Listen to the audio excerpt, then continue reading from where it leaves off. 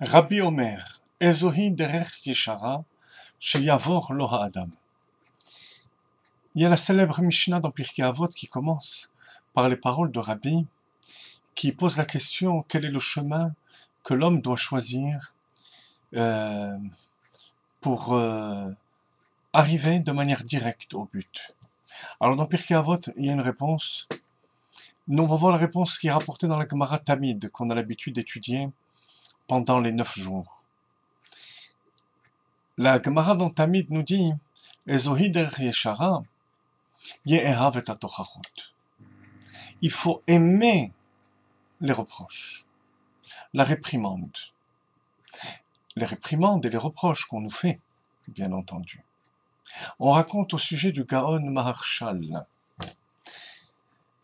Gaon d'une dimension exceptionnelle, sur ses décisions, sur ses psakim, est basée toute la halakha, qui avait payé un maguide, une personne qui était spécialisée pour lui faire du moussar. Parce que qui va faire du moussar et de la morale au rave de la ville? Il avait payé une personne qui était préposée à une attention particulière à avoir envers le Maharshal, et chaque vendredi après-midi, il mettait son talit sur la tête, le Maharshal, et il écoutait le Maguide lui faire les reproches de la semaine. Qui est capable de faire une chose pareille, même gratuitement, et d'écouter les reproches, parce que il sait que ce sont ces reproches qui vont l'amener à une véritable hauteur, comme il est dit dans Hayom Yom, que ce sont les reproches qui vont amener El Hagova Ha'amiti. Quel est le rapport avec Parashat Dvarim et Shabbat Chazon? Tout simplement, du fait que le Chumash Dvarim commence par les reproches que Moshe Rabbeinu va faire au peuple juif. Alors il suffit de lire le Chumash avec le Rashi et de voir la beauté de cette méthode que Moshe Rabbeinu va utiliser pour faire ses reproches, avec des mots qui vont envelopper le reproche, avec une attention particulière, un amour particulier. Liyot nizahar bichvodan shel Israël. Faire attention et prendre garde au kavod, au respect du clan d'Israël, au respect d'un ben Israël. Lorsqu'on fait des reproches à quelqu'un, il faut que ce reproche soit enveloppé d'amour. Et c'est à ce moment-là que le reproche porte et que la personne nous aime, comme dit la Gemara dans Masechet Tamid.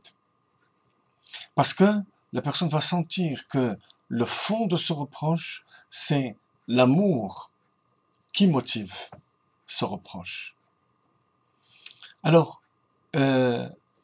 c'est ainsi que Moshe Rabbeinu va citer les fautes les plus graves, la faute du veau d'or, la faute des explorateurs.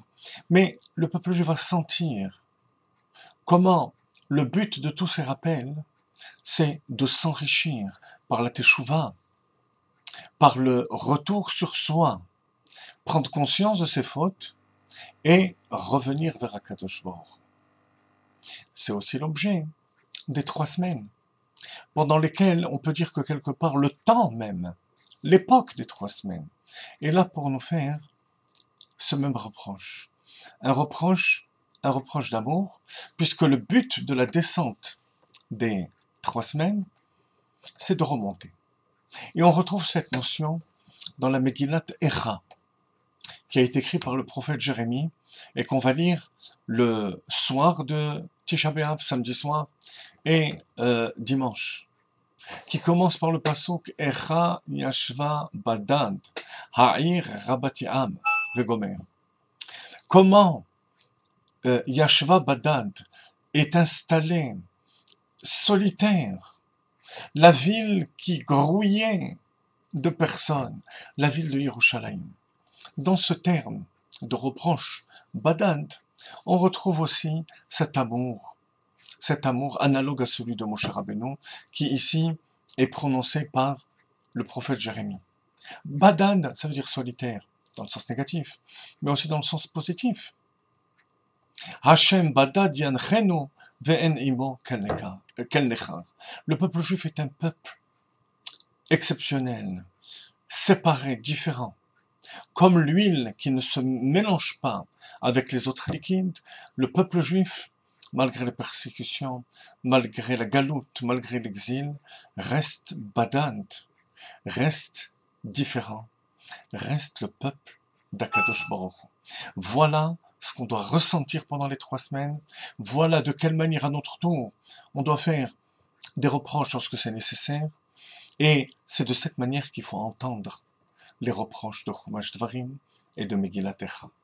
Yehafru hayamim haele limé sasson vesimcha, que ces jours soient transformés en jours de joie et d'allégresse. Amen.